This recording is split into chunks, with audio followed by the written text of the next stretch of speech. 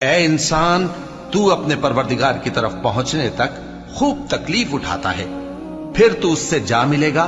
اب جس کا نامہ اعمال اس کے داہنے ہاتھ میں دیا جائے گا، اس سے حساب آسان لیا جائے گا اور وہ اپنے گھر والوں میں خوش خوش واپس آئے گا۔ اور جس کا نامہ اعمال اس کی پیٹھ کے پیچھے سے دیا جائے گا تو وہ موت کو پکارے گا اور دوزخ میں داخل ہوگا۔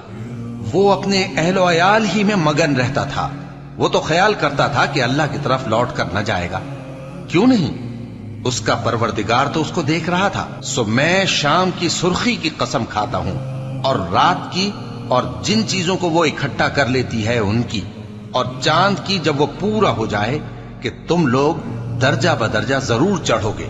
تو ان لوگوں کو کیا ہوا ہے کہ ایمان نہیں لاتے؟ اور جب ان کے سامنے قرآن پڑھا جاتا ہے تو سجدہ نہیں کرتے، بلکہ کافر جھٹلائے جاتے ہیں۔